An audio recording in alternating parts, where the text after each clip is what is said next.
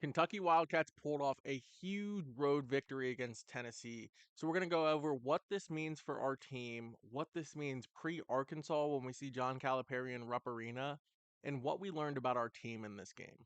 So more than anything, what we learned about our team is that no matter who's on the court, no matter who's hurt, even if we have to play the young guys, our guys are going to step up.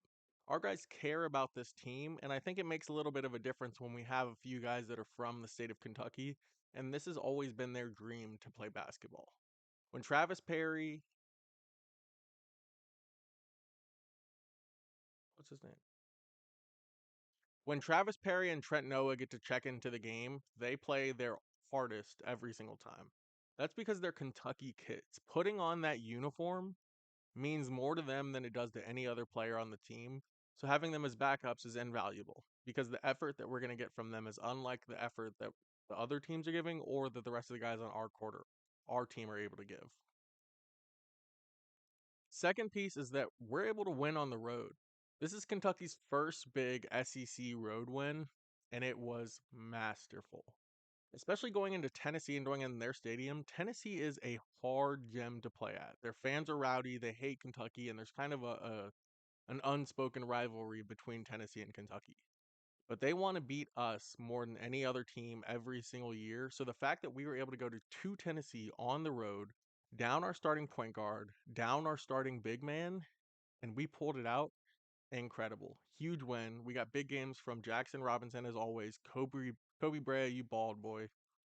Kobe Brea, you always do it. He's a real NBA talent. And then our other guys stepped up too. Amari Williams played strong, physical. Otega's always doing what Otega does. Otega plays physical Kentucky basketball, and we're going to get him back next year too, and we're going to create a Kentucky super team. Senior year Otega alongside Jasper Johnson, Malachi Moreno, and the other recruits that we have coming to Kentucky, and probably also going to get Trent Noah and Travis Perry back. We're going to be really, really scary next year.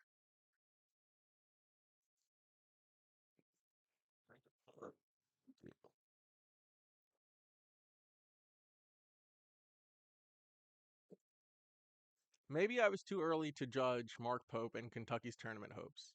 This Kentucky team, if they're able to keep playing on the road like they did against Tennessee, they'll make a deep run into the tournament. Really, what we and what I'm figuring out about the SEC is that the SEC is just going to be a dogfight. Every single game, there's no easy game in the SEC. Whether you're at home or you're on the road, you're going to be playing a top 10 team.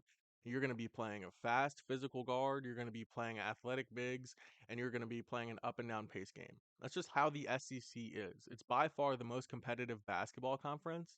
So you're going to take more losses now that the conferences have restructured. You're going to take more losses in the SEC than you were in previous years.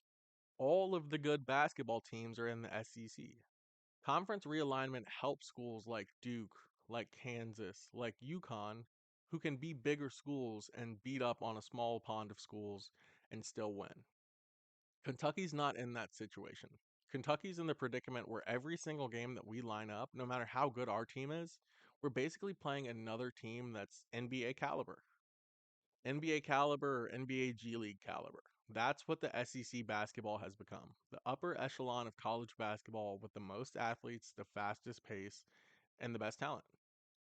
So, Kentucky, when we take a loss, or SEC teams, when you take a loss in general, it's not the end of the season for you anymore. Conference strength is going to be looked at way more now than any other college basketball year. Strength of schedule, who you beat, when you beat them, all of that stuff is going to matter now way more than the record does. The record on the season, Duke might not lose another game the entire season. That's because Duke doesn't play very good teams. Duke gets off nights and off weeks where they can beat up on a Wake Forest and they can beat up on really small schools. Kentucky doesn't have off nights like that. So our guys are going to be a little more injured, a little more banged up, a little more tired sometimes than Duke's players are when they go into their competition because we've been playing teams like this every single game. Now, when does that become an advantage for Kentucky? When Kentucky gets into the tournament, we have the advantage now. We've played all the good schools. We've played the best competition, and we've seen what college basketball has to offer for us this year. So we're not going to be surprised by anybody that we play against. We have a coach who is at a smaller school, so he's going to be able to game plan for smaller schools when they come at Kentucky.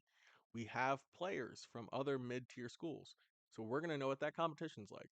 And then, oh yeah, we're a dominant SEC basketball team, so we're going to be prepared for that too.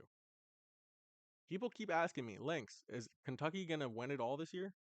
I don't know, but I think that we have a good shot to. I think that this year the NCAA tournament's going to be more predictable than any other single year just because of the parity with NIL and how it's evened out the conferences to get realigned. One of the most underrated players in the country right now is Adu Thiero from Arkansas. He's a walking highlight film, dunking on everybody, making huge blocks, and he's really just a freak athlete. Adu Thiero started at Kentucky, and when he came to Kentucky, he was 17 or just turning 18, and he was really young.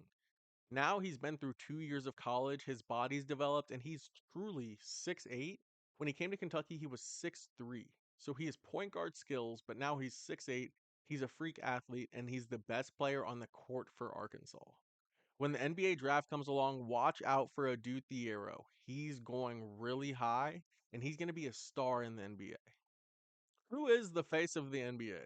People are saying that Wemby's being made the face of the NBA when it should be Ant or Ja Morant. They're saying that the edge of Ant and Ja Morant is a little too much for the face of the NBA, and Wemby being the face of the NBA and the big star is a better product value.